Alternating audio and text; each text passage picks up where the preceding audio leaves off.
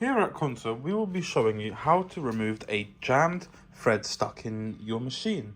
Now, if you believe that your machine has got a jammed thread, as in when you turn the balance wheel, you can't get it to move properly, and you look inside and you see that in between the hook and the base, there might be something trapped in there. You could tell this by the hook is moving, but the base is still. Now, if this has happened to you and it hasn't damaged your needle or hasn't broken the needle, as you can see there, the hook and base aren't moving, so that means something is stuck in there. We will now show you how to get it out. So first you will start off by trying to see if you can spot the thread inside there. As you can see in this situation, we can't see the thread. So what do? We turn the machine over, we look from it underneath, and as you can see, there's a thread stuck in here.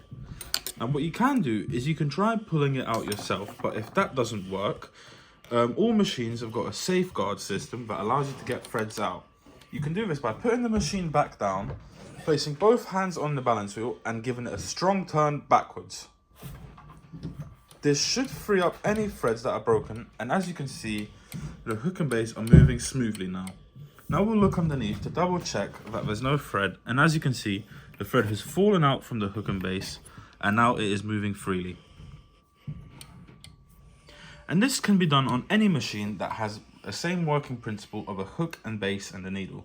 But make sure you only do this if your needle hasn't been damaged already. For any more questions, please leave a comment below or send us an email or check on our website. Thank you very much.